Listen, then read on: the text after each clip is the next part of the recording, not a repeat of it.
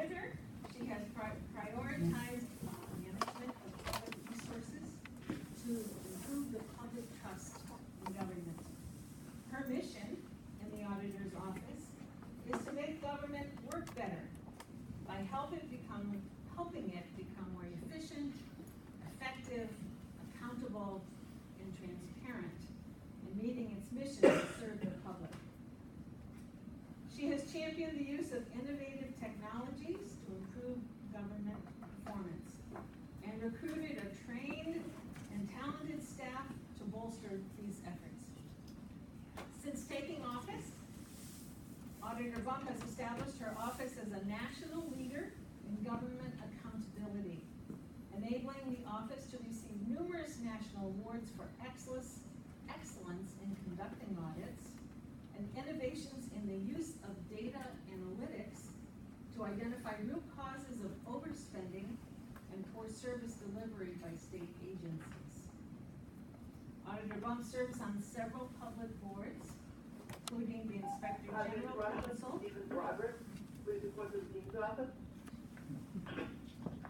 the Inspector General Council, and the Municipal Finance Oversight Board.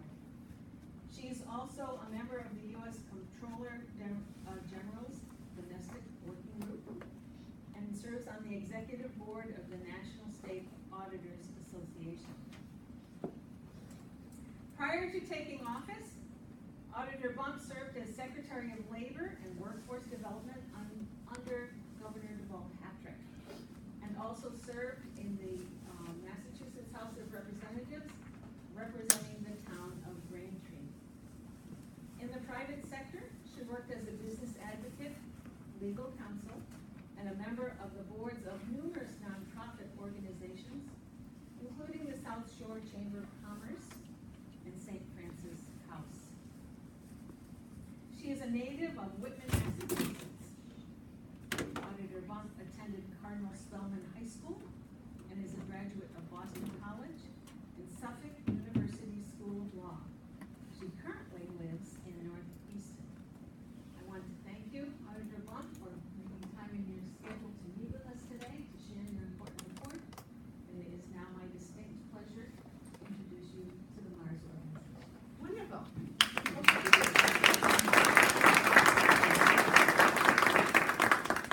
And before I begin, I'd like to acknowledge the presence of Representative Ferguson. Representative Ferguson was present for just a few moments of a meeting that Dr. Ben Tafoya, who is the author of this report, and I had at Wachusett, with Wachusett administrators and school committee members the other day. She had to leave early, but you're really intent on getting your homework done, and so made time for this one. So thank you so much for your interest in that. And with her that day, by the way, was Senator Ann Goby, whose district it also is, and they really have provided open arms for this report, and are ready to work with you and with my office and then their colleagues in state government too, to try to address some of the challenges that you know you're facing and that we want more people to know that we're facing. So let me just tell you how we came to do this report. The Division of Local Mandates, I believe you're all familiar with, and we opine as to whether some new activity that state government compels you to undertake should be paid for by your taxpayers or the state as a whole. Well, one of the other things that the office does is conduct its own research and write reports on topics that may not literally constitute unfunded mandates, but really do represent programs undertaken at the local level according to state law and state structures and state funding, etc. And so over the years, we've produced reports on water infrastructure, and I'm going back further on dam safety and the like. But today we're here to discuss our exploration of some of the challenges that are facing regional schools. I'm not new to the topic of regional schools, although, as Barbara told you, I attended a Catholic high school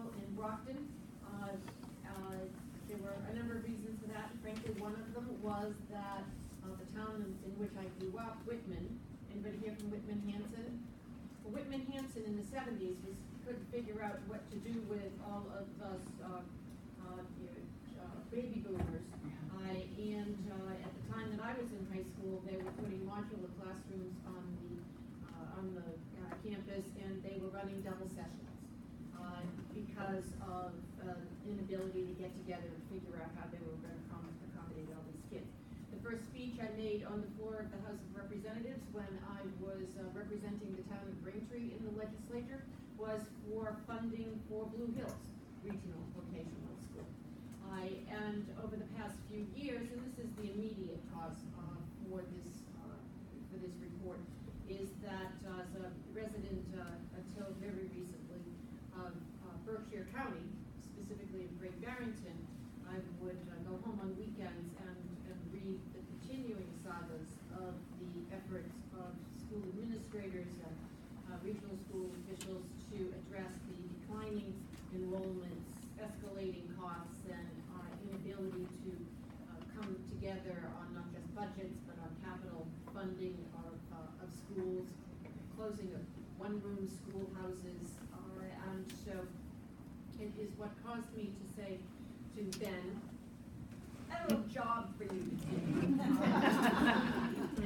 And initially, he came back and he said, yeah, let's look at regional school transportation. And I said, no, we all know that they've never funded regional school transportation as fully as they should, and it's unpredictable, and that goes as far back as when I was in my legislature, when I was in my youth. And so I said, no, we need to look a little bit more deeply and see if we can really understand what the dynamics are within the regional school district, so that maybe we can help lay this out to the legislature and reach some, help them to reach some resolution. And so as you will read, Dr. Tafoya is going to run through the five major areas of recommendation, and I just want to give a quick overview of I guess that really I see two major themes in the report, and then I would love to hear some feedback from you, and then ultimately leave you with the charge to come together and figure out what your priorities are for action here and work with your local legislators. There really is a very active caucus of legislators from both the House and the Senate that are interested in regional school issues, so take advantage of that. So the two major themes are that home rule is a quaint old tradition that I think has really outlived its usefulness, and it gets in the way of your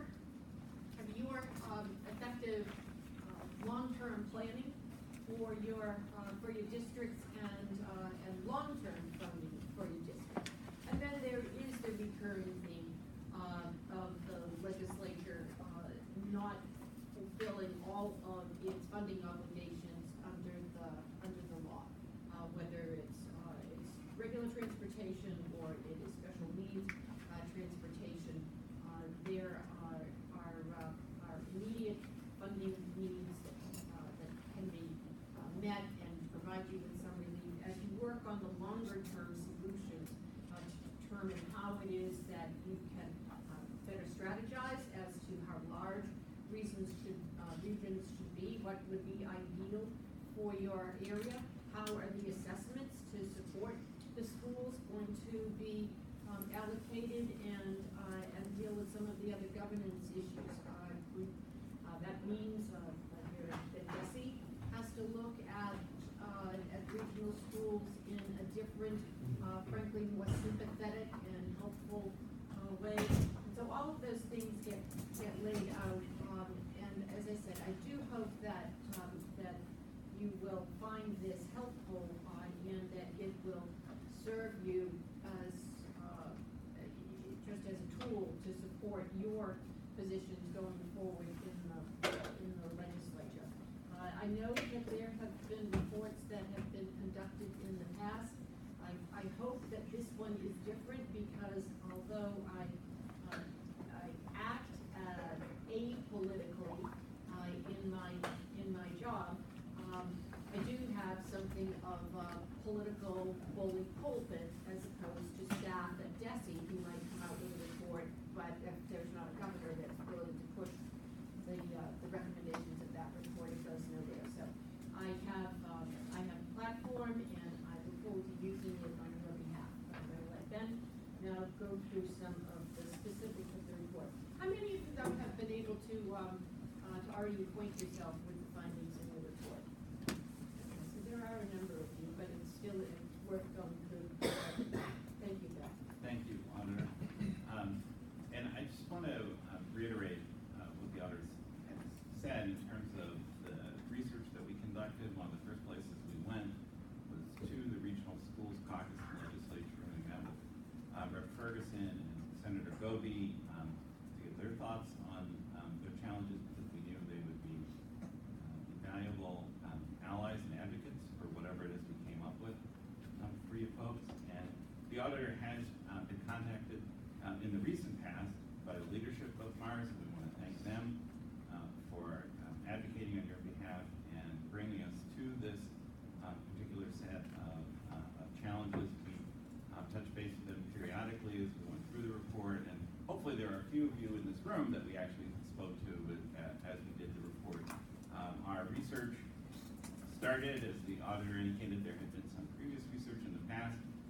There was a study that was done by DESE in 2009, which I actually thought was pretty good and had some very interesting ideas.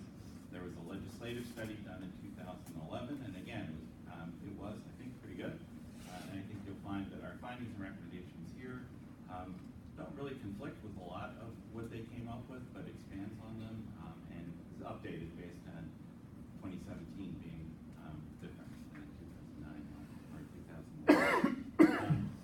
Then we sort of looked at the very rich array of statistics that the state has available on our school districts in general, but the regional school districts in particular. You'll see that there are, I think, some very valuable tables in the appendices that I'll touch on as I talk a bit about the report.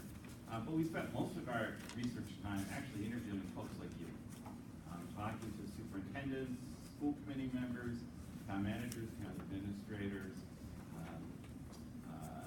members of select boards, and citizen activists in the community who are concerned about public education within the regional school district. And we're very grateful to sort of all the cooperation, and I think it points to the very serious nature of the challenges facing regional school districts. As I like to say, regional school districts represent about 10% of the enrollment of our public schools in the Commonwealth, actually a little bit higher than that, but get about 1% of the attention. And so we're very happy with this report shine a spotlight on these particular set of challenges. And as the auditor mentioned, sort of the framework that we started with in this analysis is that in Massachusetts we do delegate a considerable amount of sovereignty to our cities and towns in order to organize and deliver and finance a very wide array of municipal services. For all intents and purposes, there really aren't no intervening institutions between state government and municipal government in the state. We pretty much got rid of county governments. Though periodically the state does come to municipal officials, and I'm a former municipal official myself. I spent 9 years on the Board of Selectmen in my hometown of Reading, Mass. So I sort of understand these particular structures and problems from a practitioner perspective as well as from a research perspective. And the state does come to us periodically and say, hey folks, it would be a little bit more efficient if you got together on a regional basis to provide X, Y, Z service. And so we spent a lot of time looking at health inspections and veteran service delivery and emergency response call centers, et cetera. But sort of one of the sort of most structured, to the extent that we structure anything of this type, is our regional schools. Clearly, I think one of the most important sets of regional institutions that we have in the state are our regional purpose of doing a report with the resources that we had, we concentrated this effort really on the 58 academic regional school districts in the state. And so that includes some superintendency unions, but we didn't really specifically address issues related to our vocational schools, in the Commonwealth. But as we talk about some of the things that we found, for those of you who are from vocational school districts, you will hear some, I think, familiar themes. So as part of this home rule tradition, then, we asked cities and towns to support these efforts. And fundamentally what we found is that there's a structural tension that exists within Massachusetts between our cities and towns who have large parts of the responsibility for budgeted finance with respect to regional school districts and the school districts themselves. And that there are structures that we have in place that promote conflict rather than cooperation among the member communities within the regional school districts, and then between the communities and the regional school district itself.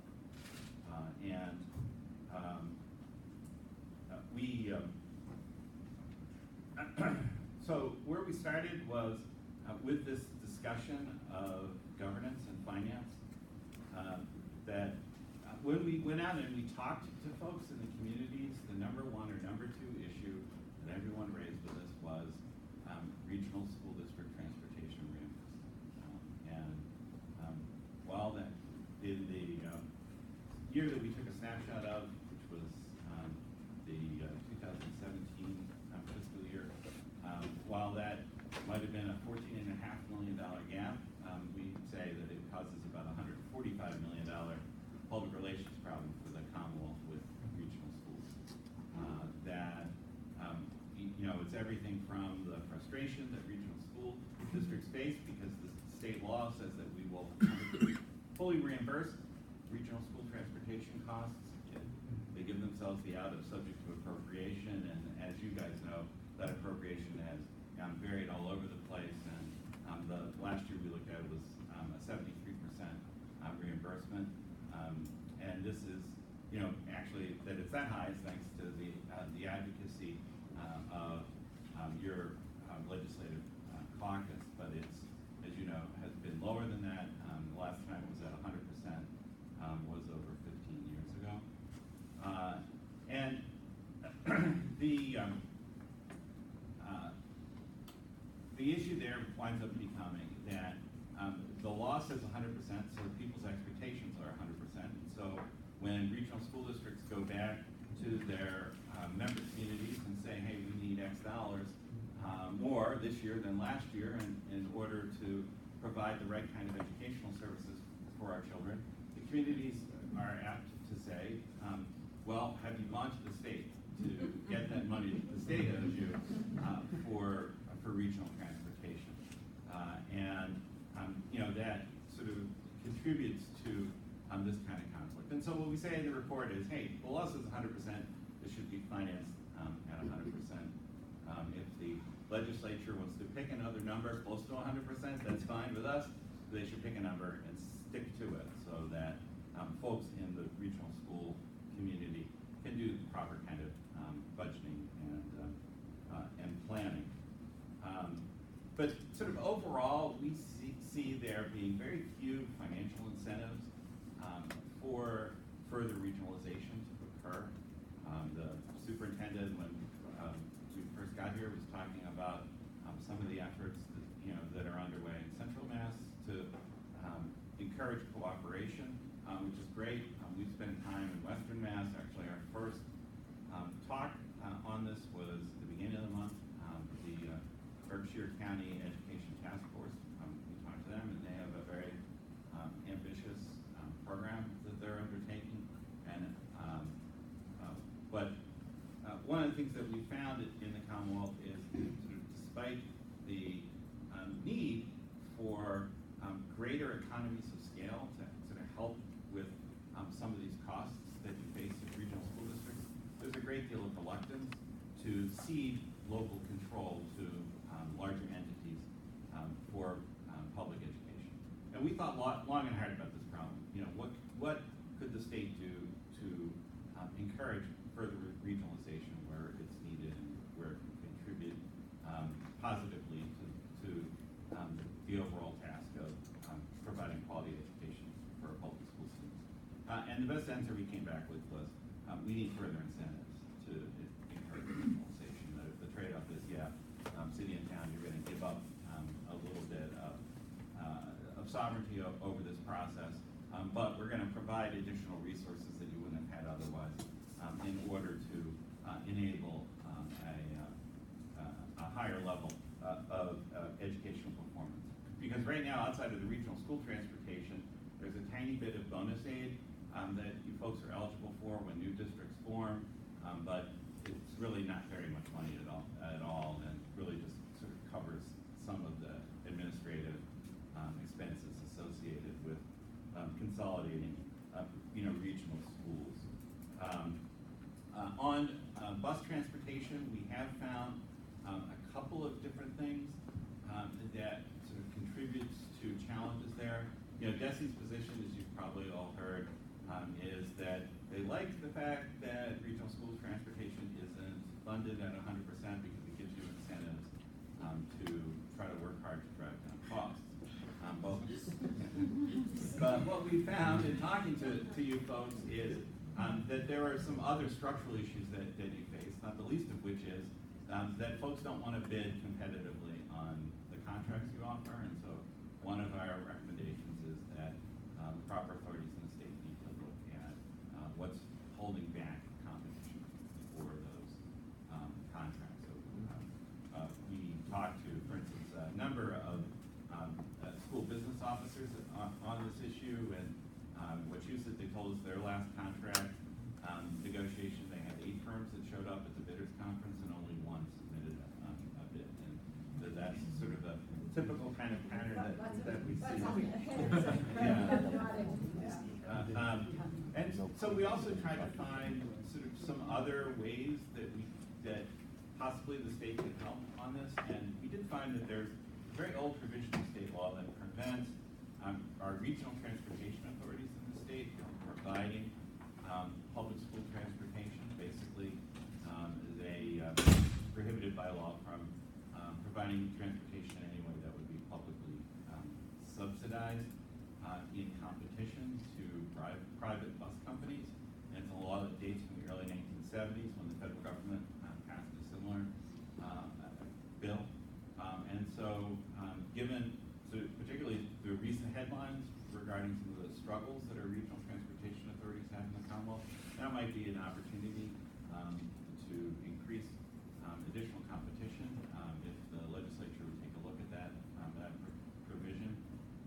The other thing is that there are some experiments you folks are involved with to cooperate with the special ed collaboratives on transportation efforts. Those kinds of things should be encouraged. There's another article in the Boston Globe today, so I hesitate to mention this, but I will anyway. The experiment that Boston is undertaking this year with MIT, that was a group from MIT that won a contract or a competition to help the city of Boston plan its bus routes. They're still sort of struggling a little bit with the rollout here, but the main professor there, Dr. Bertsimus, who runs the operations center within the Sloan School, we met with him when we heard this was going on. We thought there might be some interesting ideas, and he volunteered that he and his group would be happy to work with our regional school districts on providing the same kind of transportation plan. So we're looking for resources that might help you there, in addition to sort of that big issue of the transportation reimbursement. During questions, somebody should ask me about special ed transit as well.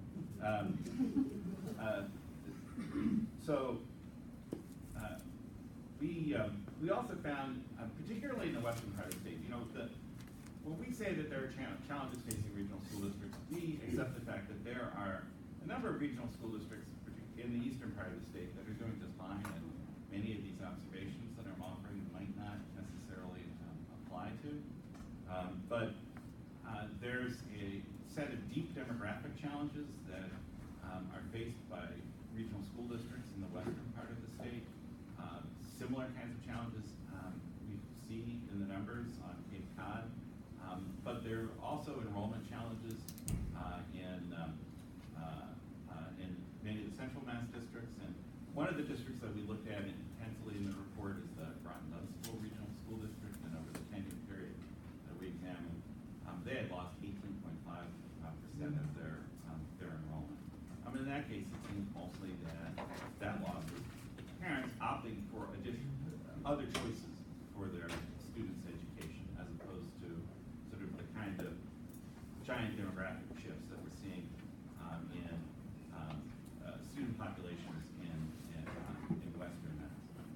But one of the challenges that these districts face that have lost substantial enrollment is the very difficult, painful questions related to potential school closings.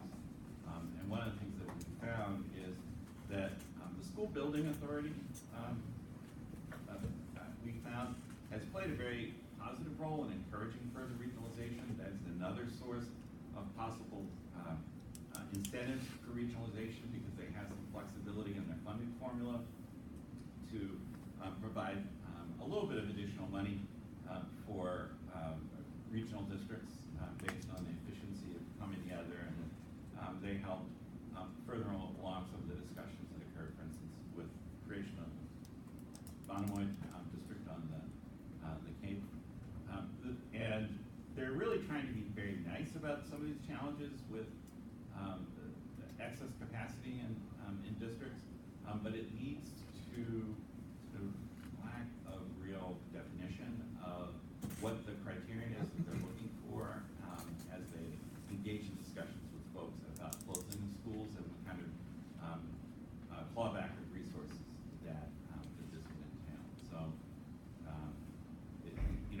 that I think is an area where the MSBA might be better served by providing clearer direction to regional schools, and providing more sort of sympathy to the school officials today who are struggling with these radical changes in enrollments, none of whom were responsible for the original decision to build the school buildings that may not have been fully paid for, that would be sort of subject to these discussions with the MSBA, and are sort of tied up in these crises. One of the other recommendations that we offer to folks is periodic review of the regional school agreements. We didn't have the opportunity to read all 58 of them, but the vast majority of the ones we did are sort of written around some of these issues that I've touched on before. Folks are very protective for reasons that we understand of their elementary schools, and so most of the regional agreements that we looked at protect the elementary schools in that they say that here are the schools, and so then you have to go through the sort of typical revision process for a regional agreement, which is not trivial, in order to change that at some point. And we just feel that there are some sort of other complex issues that folks have run into when they've tried to take action that conflicted with their regional agreements, and then the regional agreements should be subject to review fairly often. So one of the other districts, the auditor mentioned this earlier, that we took an intense look at was the Berkshire Hills Regional School District. They just completed a revision of their regional agreement, and the last one before that was 1990, and the one before that was 1979. And so we think that those kinds of gaps might be a little long, and that folks should preferably look at every 5 years at the regional agreements to make sure that they're contemporary, and that they recognize the situations that you're facing. There are a couple of areas where we really wanted to push the thinking forward on structures and mechanisms for furthering the mission of our regional school districts. Particularly when we look at parts of the state where folks are looking to do further consolidation of regional school districts.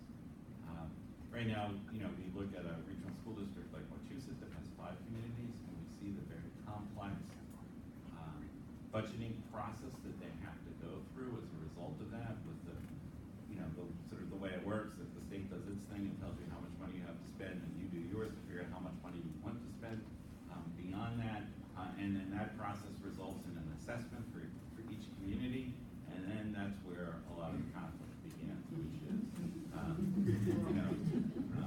whether the communities feel that the resources you're asking for are within the realm of the reasonable, and the budgetary process requires 2/3 of the underlying communities to approve their budgets at town meeting. So when we look at Berkshire County, where under the sort of most ambitious proposal that they had put forward originally, that would be 32 communities consolidated into one countywide school district over a 10-year period to try to get there.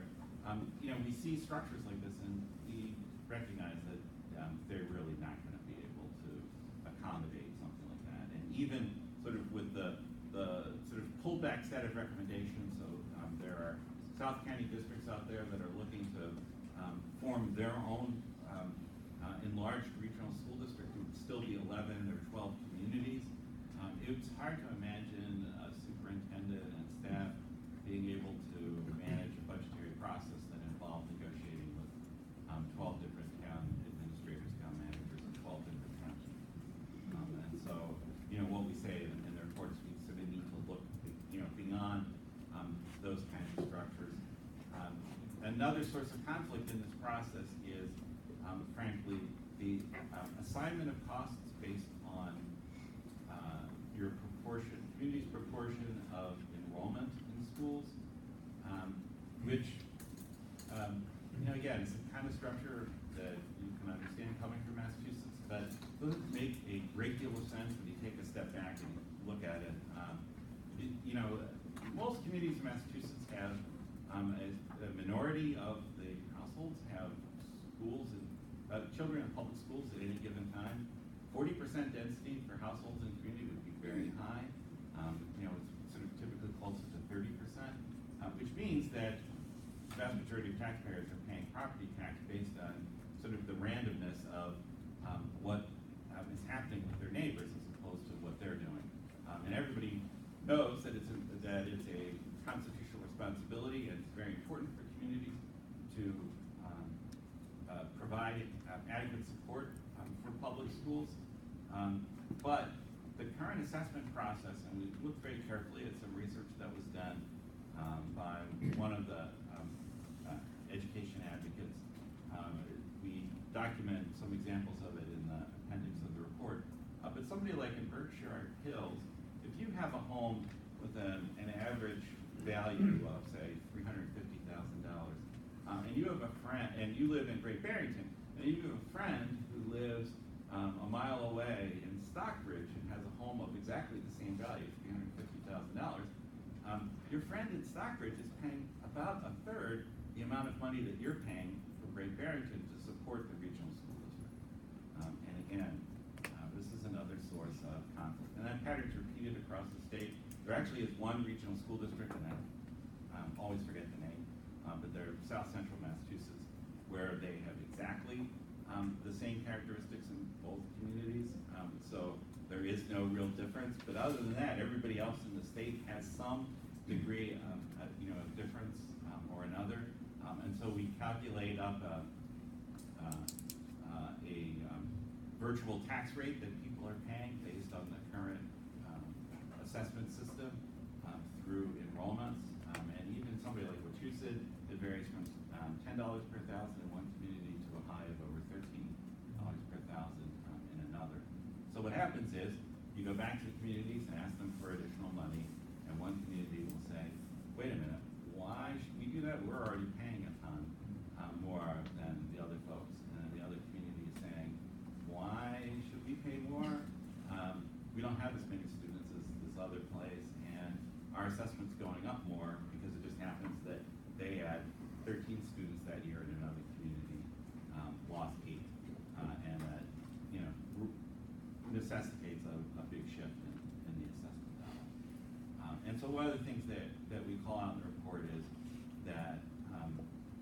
like to see DESI work with a willing district on sort of mapping out how the option of having a flat tax rate across a regional school district would work.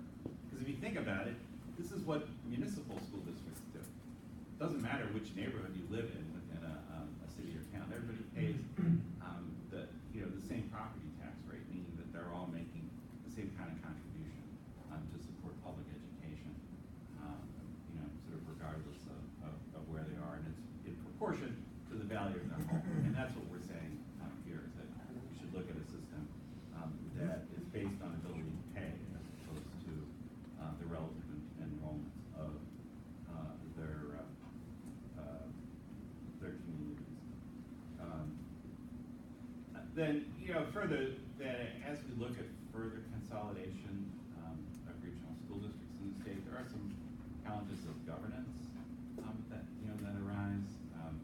We already have in some regional school districts that have a large number of communities, very large regional school districts, and so again, if you're looking at a regional school district with 12 communities, 32 communities, you obviously have to look at some new kinds of structures to make sure that the school committee is functional.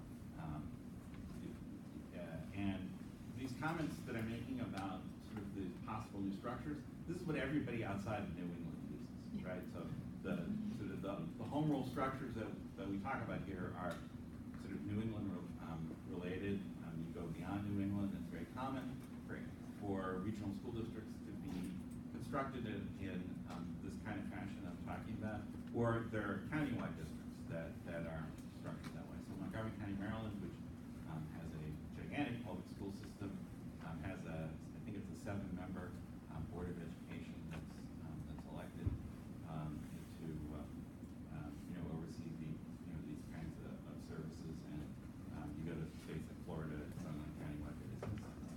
But interestingly, there's a footnote that I was kind of entertained when we put in the report. 1949 was actually the year where we passed in Massachusetts the contemporary law regarding regional school organization. The exact same year, 1949, Pennsylvania passed theirs. And the two states went in the entire opposite direction. So in Pennsylvania, all school districts are municipal entities unto themselves, so they have the power of taxation as well as spending, and the kind of things that I was talking about in terms of having a flat tax rate across a regional school district exists in Pennsylvania and has existed for many decades.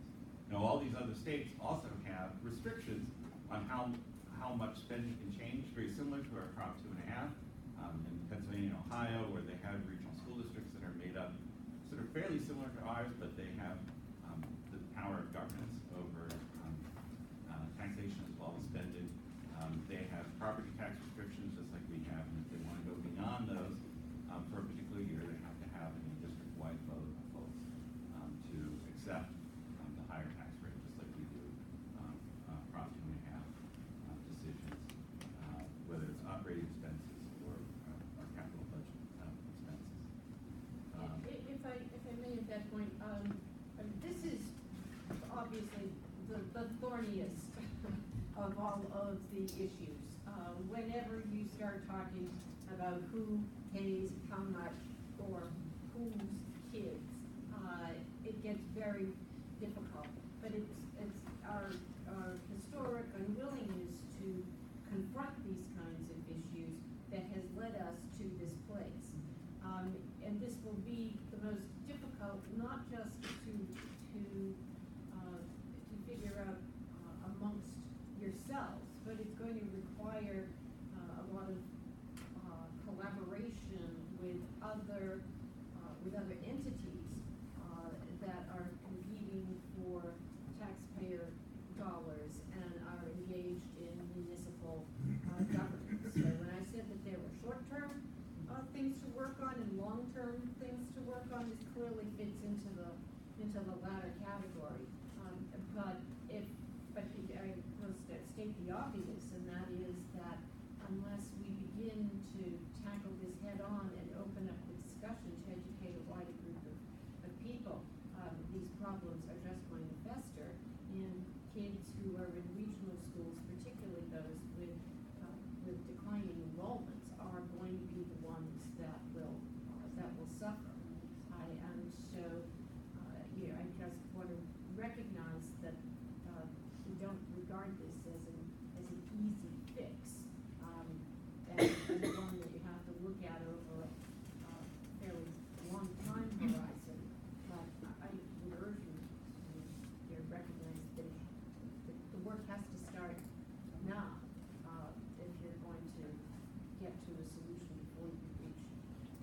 crisis, and it's regrettable that there are so many districts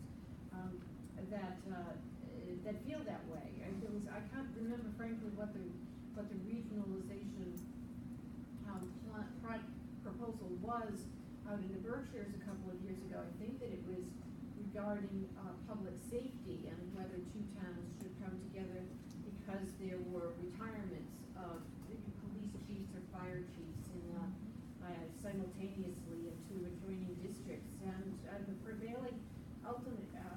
the ultimate prevailing attitude was, well, we know this is a good idea, but we're not at a crisis yet, so why don't we wait until we're at a crisis?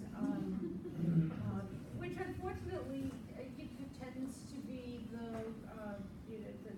thinking in general in government. Everybody wants someone else to innovate, but they're unwilling to undertake the long-term planning themselves that will lead to truly innovative solutions.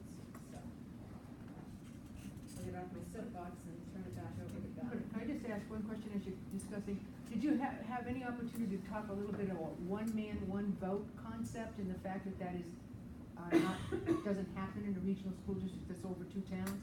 Yes, so one of the things that we talk about in the report is the fact that we should probably look at the framework for town acceptance of budgets as opposed to having a district-wide acceptance of the budget, meaning that we do require regional school districts to go through sort of very complex decisions about how the school committees are structured in order to try to approximate one person, one vote. But then we throw it all out the window when it comes to budget acceptance because we say, oh, well, you need 2/3 of your underlying communities. And there is a emergency structure that's in place if you have a two-member school district where you can actually have a district-wide meeting to vote to approve the budget. But we think that one of the things we should look at is sort of a change to that kind of process so that for these larger districts, there'd be some kind of mechanism that will allow for a 2/3 of the voters to approve a budget as opposed to 2/3 of the communities. But if that decision making gets a little complicated when you have the two-member districts, particularly where one of the communities is significantly bigger than another community. So, we have to think through these kinds of issues.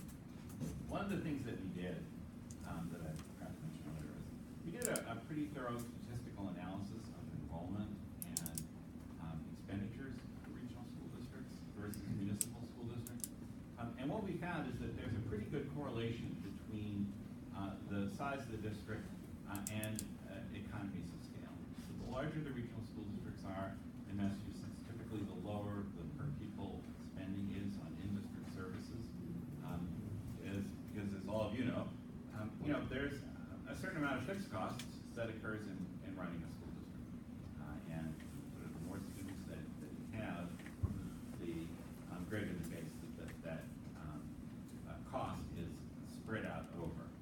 And so there's a very sort of strong negative correlation between per pupil expenditure and enrollment for regional school districts that have in the Commonwealth an average enrollment of about 1,800 students.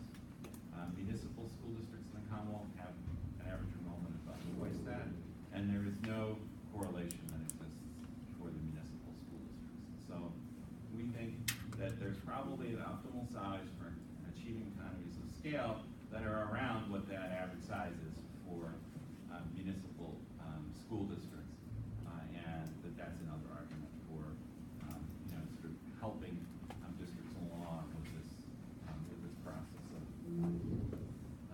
consolidation.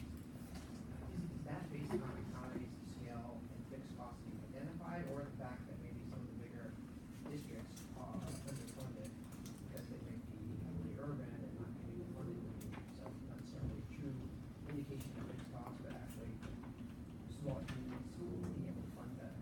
Well, I think the fixed costs have to be a major part of that because again, when you look at the the data and it's replicated in the appendices of the report, you just see that the smaller the school district, the higher expenditures. And there is a gigantic range of expenditures among our regional school districts per pupil on in-district expenses. So Wachusett, which is our largest regional school district, has the lowest per pupil expenditure, which for the year we looked at was like $11,800 per student. Whereas the smaller districts out in the western part of the state, somebody like Southern Berkshire or Berkshire Hills, they're at $19,000 to $20,000 per student. That is a very big range, and it only makes sense that, yeah, some of that is subject to community decision, but we only have so much money to give, and that's what we're getting. But some of it has to be driven by the size, meaning the amount of fixed costs that the regional school district has. So the question that comes up from that is that were you correcting for pupils per square mile? So part of the issue with a larger school system that has relatively small land mass is that you can have a school. If you look at my Clarence Heidi, myself from our school districts, we pick up one student per mile in bus run, and you're already talking about kids on a bus for an hour. If you were combined districts, we have kids on the buses for 3 hours. You can't decrease that fixed overhead cost because you can't close those high schools. And we're very sympathetic to that.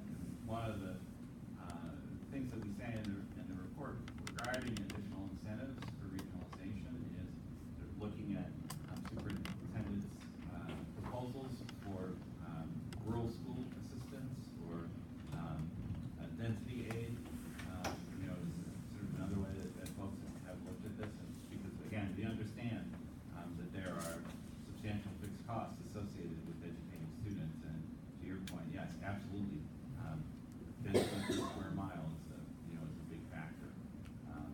We talked to folks about the fact that the transportation requirement is only for students who live more than 1.5 miles away from schools, and there are plenty of places where there aren't paved roads, to get students to the schools, and so that's not that 1.5 mile thing is not realistic based on some of the kinds of issues that exist in our sort of more rural communities And those rough and muddy. Yes. Exactly. There are some things also that we talk about. Oh, I'm sorry. Just one more question about the enrollment. So you said the average enrollment was about 1,800.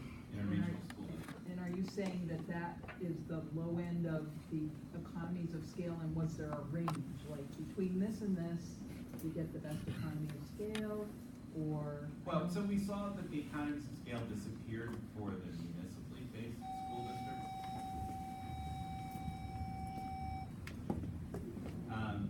And that they had an average enrollment of 3,500, 3,600. So, our theory is that somewhere around that point, the economies of scale go away, and that, it's not.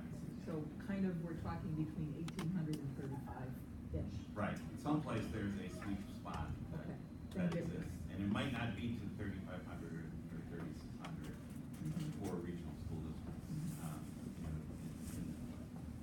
Ben, I'm sorry, could I just jump in for just one Sure. second? And I apologize for doing this, and of course, I was supposed to be in Worcester at 11, but that's not gonna happen. So, no, it's not your fault, and now with the kids in the hall, I don't wanna leave right now anyway. I'll just make it really, really quick, because I have to run. And first of all, I just wanna thank everyone today for coming, and I'm here speaking for both Senator Goby and myself. She is actually headed out to, I think, the Pittsfield area for a committee hearing. She chairs one of the committees for the Senate, and so she had to go that way this morning. So we were on the phone while I was on the way here, and she sends her regards and certainly wanted me to once again extend my thanks and our thanks to the auditor and the team that Ben led, because I have to tell you, and I know Julie knows and Steve knows and several people in here know, but the job that they did on this report is phenomenal. It is so thorough, and it really, the time that they put in and the way that everyone was able to meet and meet again and answer questions and really the exchange that we had over several months was incredible, and so on behalf of both of us, I wanted to thank you again for what you're doing and what you've done, and we look forward to working with you further as we move down the road with this. But I did just want to let everyone know that what Senator Goby and I are doing is we're now taking this report to the Regional Schools Caucus. They already have a copy of it, believe me, that was hot off the presses the day it came out.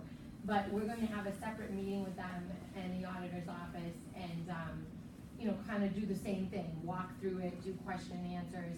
And then we're also meeting with both chairmen of Ways and Means in the House and the Senate, as well as both education chairwomen, to go over this again in preparation for what we intend to do for the FY19 budget, which we know we're already talking about that.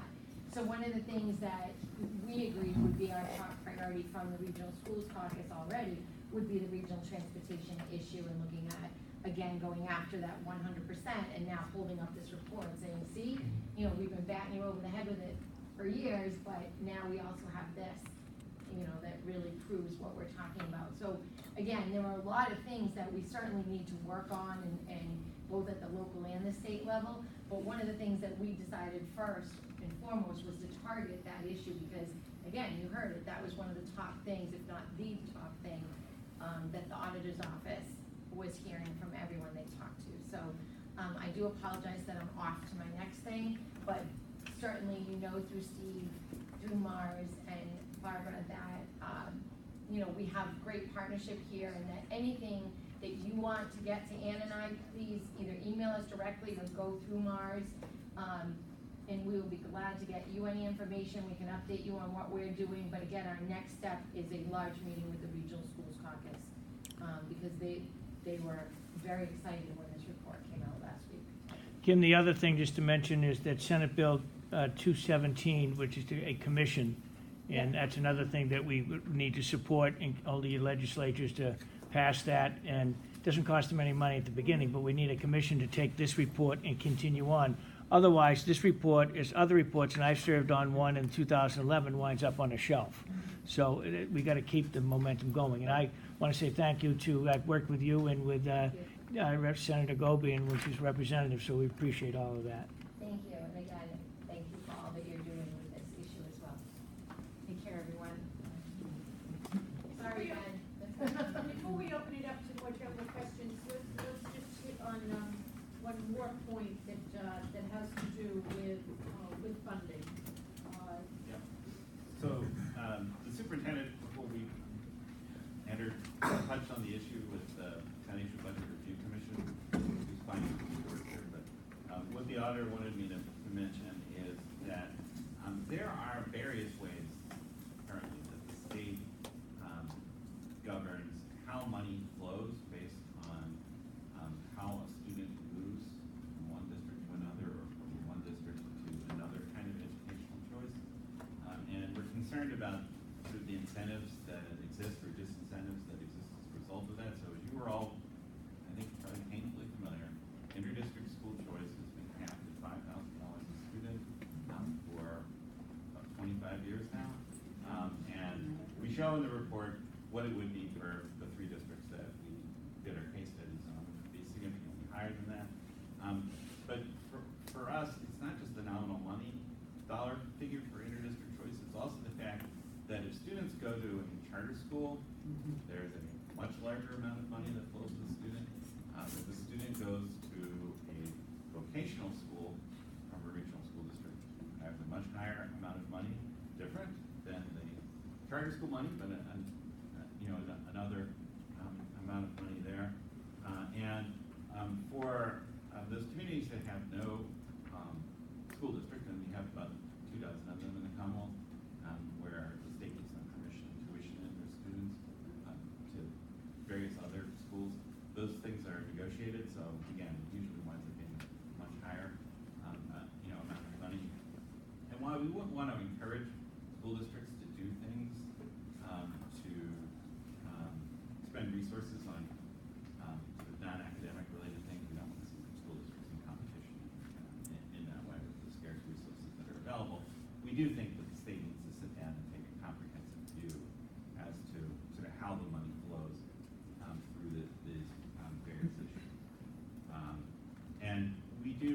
file one spreadsheet in the appendix that has not just the transportation shortfall for the regular day yellow bus transportation, but we also document the shortfall in funding for the McKinney-Vento homeless reimbursement, which was an issue that the auditor raised in 2011, 2012 with the legislature, and again, when the issue was raised, it was fully funded, and now it's down to about 33% funding, and we're very concerned about that, as well as the shortfall in reimbursement for the charter school reimbursement, which was easy for us to document. So we came up with a number of about $17.5 million in just the three categories that the regional school districts were being shorted, and I think that's what Representative Ferguson was referring to, because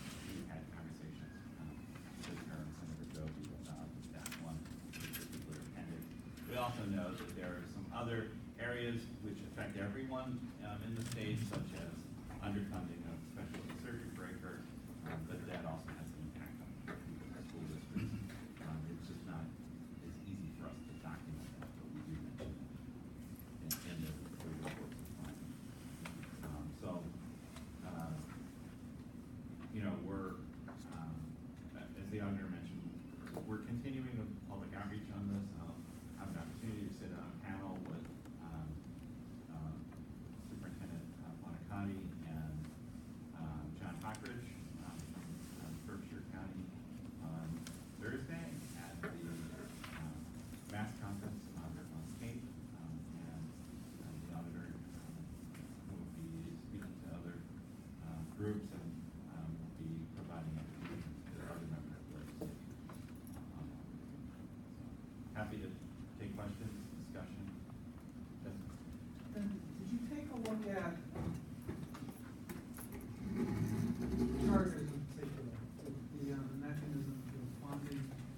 One of the ways that we avoid having conflict between traditional school districts and the regional, rather the votes, is that it's not in our budget. And votes actually go before the voters and actually defend their budgets, and so that it's transparent. Whereas the charters are embedded in the regional district, I have no control over what's in there, and there's no accountability. Is there any conversation, or did you take a look at just the stupidity of that structure? I guess the safe answer is no, we didn't actually. No, we didn't, no, you're absolutely right. That's one of the many points that I endeavored to make in the audit that we undertook of DESI's oversight of charters, that there's not a lot of accountability here, but no, that was not a specific topic of exploration in this report. In terms of the transportation and lack of bidders, I mean, we've gone through, kind of the gamut of bidding just for ourselves, bidding with other districts. And we do seem to have that tendency for the scarce bidder, that show up. And you almost have that feeling, speaking just for myself, not for my colleagues, that maybe somebody, they have private conversations, where, the little guys went elsewhere and we can't get rid of like we've had for a number of years. When I look at Lower Pioneer Valley Collaborative, they talk same bus, $250 for the bus. And we may be in the 300 range, other districts, 400. You know that there's a problem pushing for DESI to be able, or the state to have something where there's a bid list, where there's something out there where companies, are vetted and on the list, so that DESI and the districts know what we're walking into, and then maybe they'd be a bit more sympathetic to, not wasting money, because what is the money to waste on guessing on reimbursement? I think that the folks at DESI who we've spoken to, we talked to them at the beginning of the process, the end of the process, and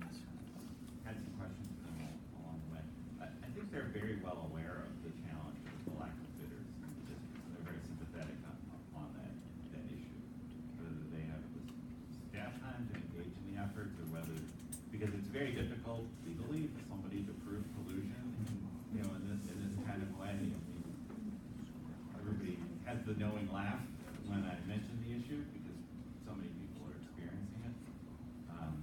I can't imagine that it's a great business to be in, which is sort of why there are some of these kinds of challenges, and which is why we're also interested in making some suggestions about, you know, ways that the regional schools could cooperate with other kinds of public entities.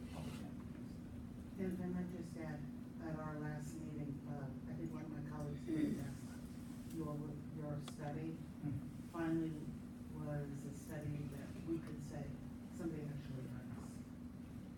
Because for years, you've been saying these things, and it was great to finally see this in the borough. Yes? Hi, thank you for your work, both of you. Very much appreciated. I wanted to do a follow-up on special education transportation. Talk about that. Yes. And But a line item that has zeros beside it in the budget? and so this is kind of an interesting legal question in the state, because the provision of state law that says that regional school districts will be reimbursed 100% makes no distinction between yellow bus regular day or special ed transit in the various places that it occurs. Doesn't. However, as you may remember, once upon a time, the state actually did provide some subsidy to everyone for special ed transportation. And during one of the periodic budget crises, they zeroed out that line. So it seems to be DESI's position, we've asked them this company, that because there's a line item that got zeroed out, that the legislature, which gave itself the capability in that provision of Mass General Law, subject to appropriation, they're not appropriating money, so there's no money going to special ed transportation. I am not certain, and you guys would have a better idea about this than I do, whether people, members of the legislature are aware of how much money you're actually spending on special ed transportation for students who are on IEPs in your district and students who were going out of district.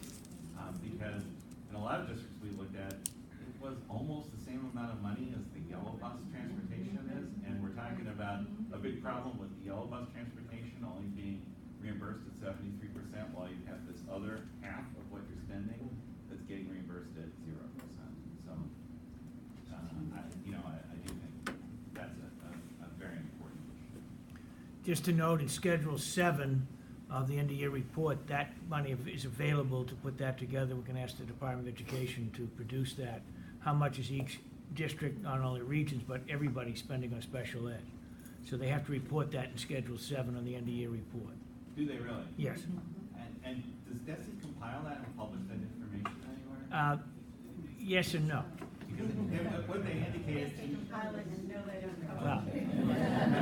Well, let's put it this way. What you can do is you can request from them, which I've done on a number of occasions, and like how many districts are using the assessment or the statutory method, but also you can go through. They don't publish the end-of-year report, but they can pull data if you request it.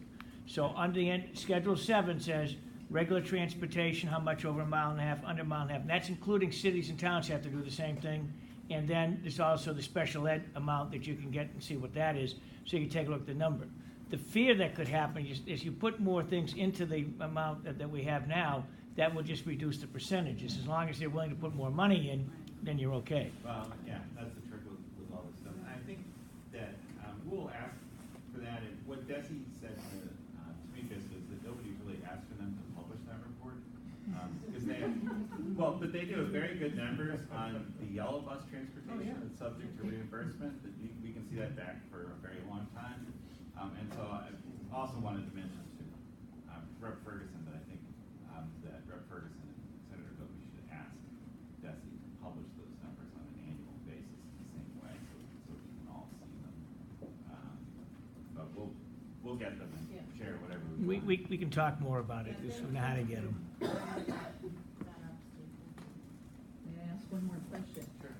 You were talking a lot about a lot of the structural pieces, and in a two-town region, one of the structural pieces that is a problem is that either you have something in a regional agreement that you all agree to, and you have to vote on it at town meeting every year.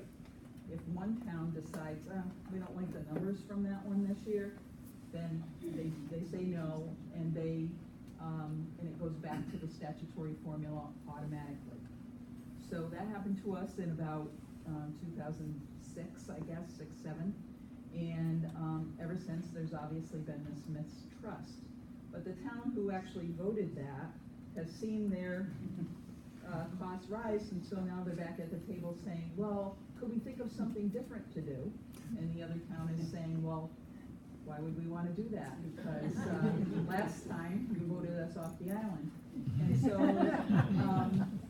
I think a structural piece is that when two towns agree on something, and it gets put in writing, that it's a contract. And it cannot be undone by just one town itself. And I don't know where, you know, it's required a 2/3 vote, but if you only have 2 towns, that's everybody. And so some of that kind of structure, you know, they're talking about it now. They're at the table. They're trying to, in good faith, work on what could we split evenly, or could we do, they're talking about a flat thing, like, what if we just all pay 3%, or what if we all just, you know, they want to do it, but there's no way to hold each other kind of accountable to it. So that seems to be and I wondered if you came up with that in the conversations that you had. It's almost like needs a home rule petition of some sort, but then that doesn't often get very far. I actually had assumed that they just have essentially force of law, which is why when other districts, I'm thinking of northern Berkshire, or was it Franklin, where they have to go to the legislature in order to make a change. Who is that? Who am I- Well, Trail. Yeah. Yeah. Yeah, so they had a, they had an agreement. Yeah, there were a Yeah. complicated set of issues that they faced where they wanted to do something that had been previously enshrined in session law by the legislature, so they had to get the legislature to agree to make it. That's why they had the legislature. But, you know, the point you're making is the point that we hear from almost every regional school district. Almost every regional school district has a story of this type, where, again, the term structures, you know, cause, some form of, conflict. What you said, it's 4 years in a row, was able to come up with a budget by July 1st of each year, because of that conflict among the communities. And, Jesse will come out, the acting commissioner, Jeff Wilson will come out, Christine Lynch will come out and try to work with the communities on finding solutions. But, the fundamental challenge that they have is if it's the 2 smallest communities that are objecting to the budget, where one community represents 10% of the enrollment, to reduce the assessment by $100,000 means that they have to cut the budget by $1 million district-wide. I think, dictionary definition of the rock in the hard place. Yeah.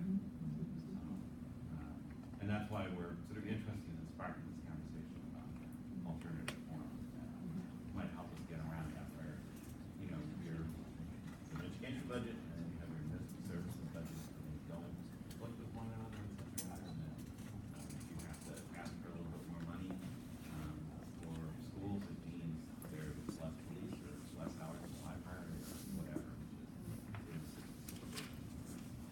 Thank you.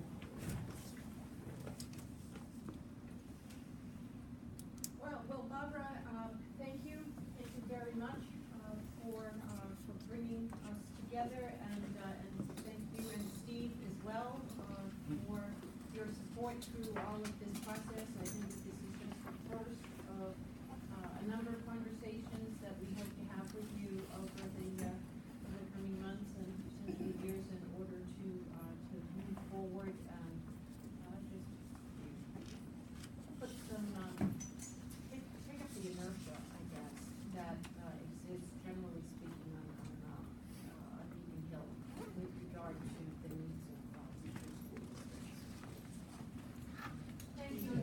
Very